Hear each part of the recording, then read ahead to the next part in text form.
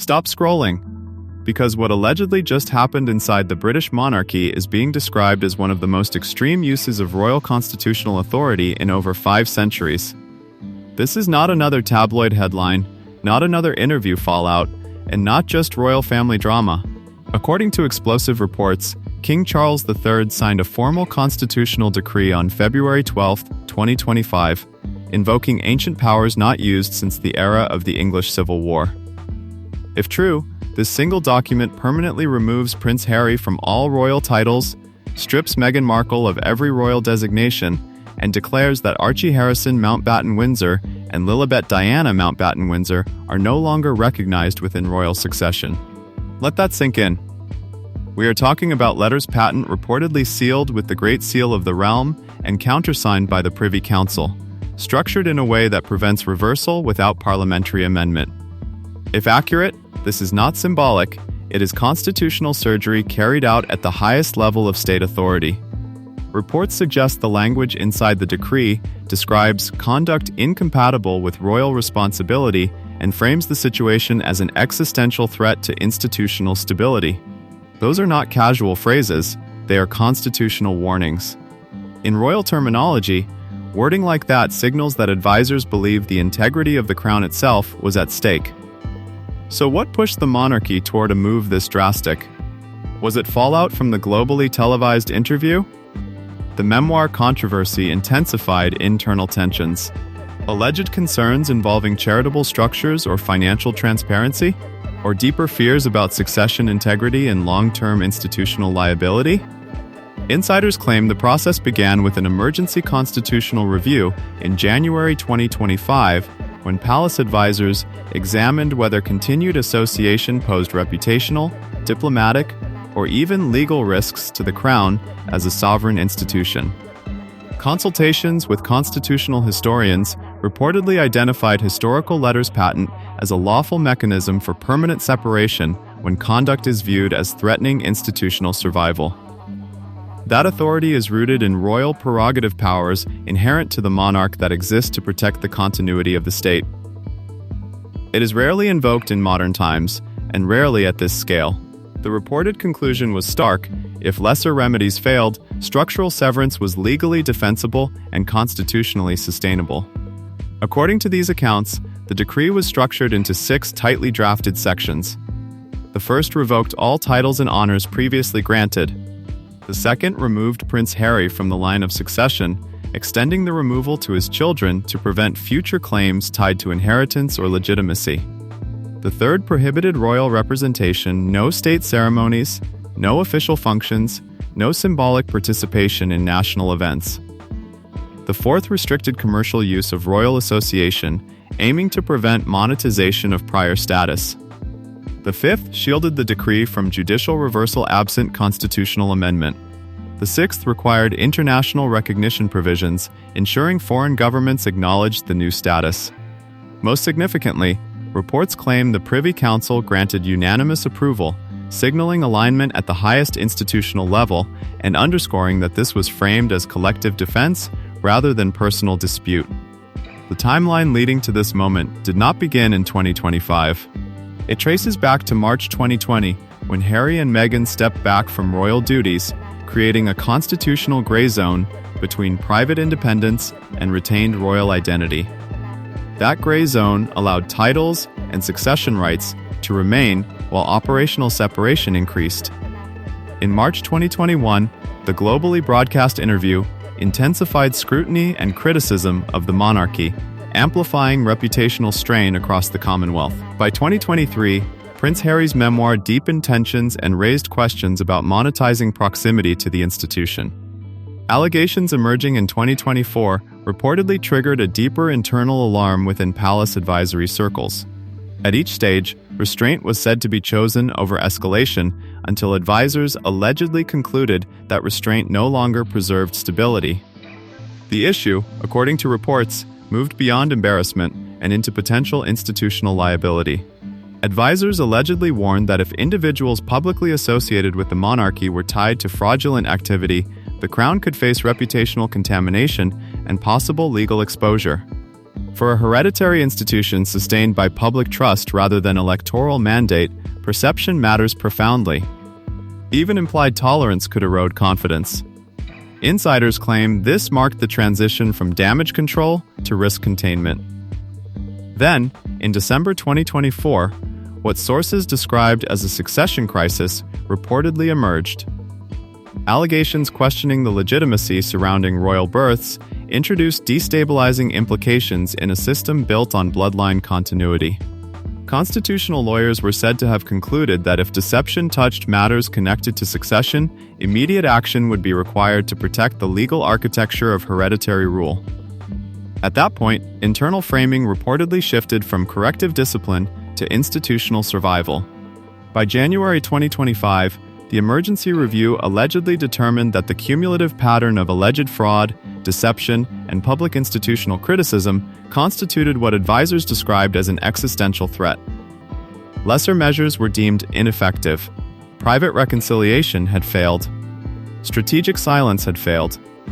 Structural separation was presented as the only remaining safeguard capable of restoring clarity and preserving legitimacy. On February 12, 2025, King Charles III reportedly signed the letters patent following unanimous Privy Council approval. That unanimity carries symbolic weight. It signals coordinated institutional backing rather than isolated executive impulse. The permanence built into the decree suggests finality. No informal restoration.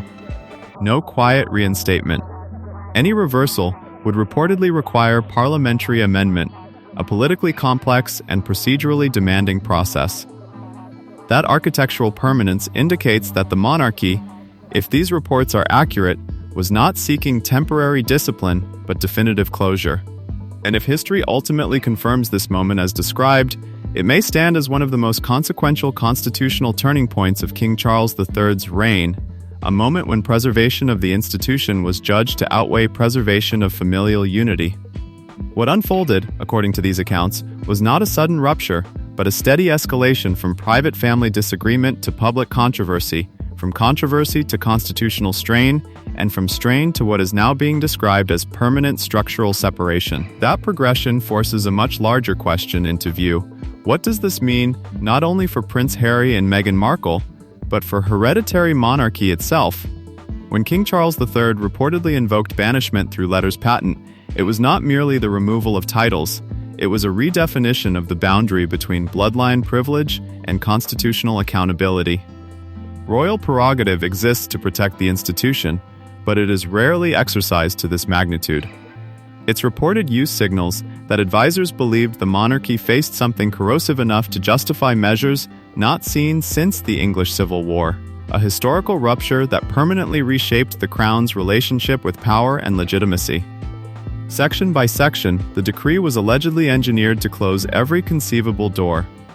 Revocation of titles removed ceremonial standing and official recognition. Reversion to private citizen status erased formal identity within the royal hierarchy. But the most striking element is the permanence embedded in the structure. No future monarch, acting alone, could simply restore status. Parliamentary amendment would be required, locking durability into the architecture of separation. That transforms the decision from temporary discipline into constitutional redesign. Removal from the line of succession extended beyond Prince Harry to Archie Harrison Mountbatten-Windsor and Lilibet Diana Mountbatten-Windsor, severing inheritance rights and insulating the crown from future legitimacy disputes. Succession is the spine of hereditary monarchy. Altering it is not cosmetic, it is structural. Restrictions reportedly moved far beyond the ceremony. Attendance at state occasions, royal weddings, funerals, investitures, and official commemorations was prohibited. Commercial use of royal association was barred, aiming to prevent branding built on former proximity to the institution. Even narrative framing, public storytelling referencing prior royal status, could face scrutiny if interpreted as misrepresentation. Legal foresight appears woven throughout the decree, including provisions designed to prevent international exploitation of former standing. Diplomatic coordination would ensure foreign governments recognize the constitutional separation, closing loopholes related to immunity, privilege, or symbolic recognition abroad. This was not framed as emotional reaction, it was described as strategic containment, a firewall built around the institution. Constitutional observers suggest that, if accurate, such action reflects institutional survival logic rather than punitive impulse. Hereditary systems do not derive authority from elections, they derive it from continuity, symbolism, and public trust. If misconduct appears unchecked or ambiguity lingers, erosion begins, and once erosion accelerates, restoration becomes exponentially harder. By acting decisively, the monarchy signals that no individual, regardless of lineage, stands above structural integrity. Yet that decisiveness reshapes the monarchy's image.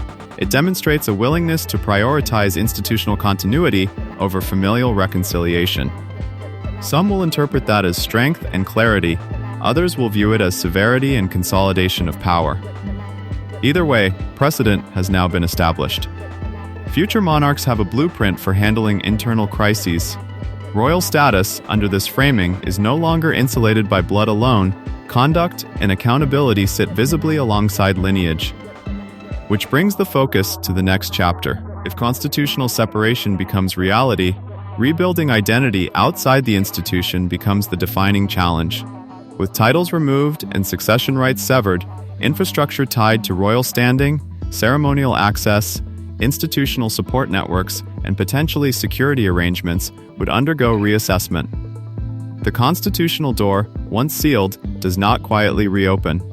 Restoration would not be a matter of sentiment, it would be a matter of parliamentary law.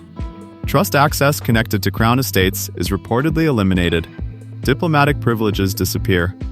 Financial institutions have allegedly been notified to prevent continued use of royal designations in commercial activity, while government agencies coordinate compliance.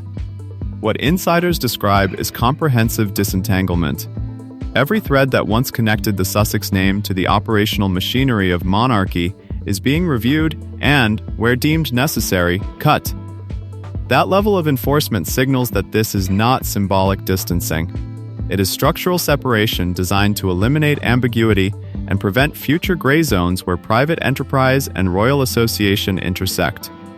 From this point forward, several paths unfold, none uncomplicated.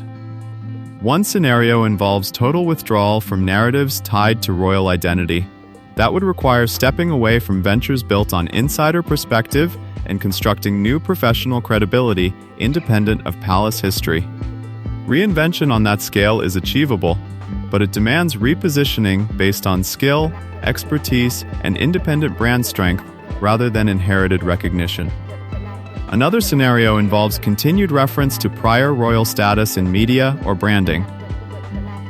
That approach would likely collide with enforcement mechanisms embedded in the letter's patent, potentially triggering legal friction and prolonged public dispute. Sympathy can shift when conflict becomes repetitive rather than revelatory. A third option, international relocation seeking softer enforcement, appears structurally limited if diplomatic recognition provisions are globally acknowledged. Foreign jurisdictions would be expected to respect the constitutional status defined at home, reducing opportunities to leverage former standing abroad. A fourth path would be legal challenge, yet constitutional safeguards reportedly narrow judicial review. Overturning royal prerogative at this scale would require parliamentary amendment backed by extraordinary political consensus, a high threshold that underscores the intended permanence of the move. Zoom out further, and the implications expand beyond any single family.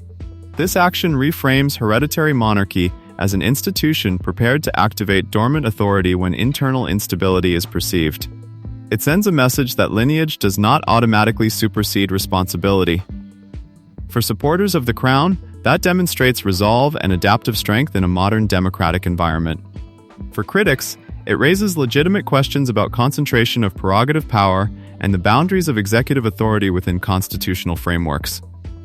Either interpretation reshapes public discourse about how monarchy balances tradition with accountability in the 21st century.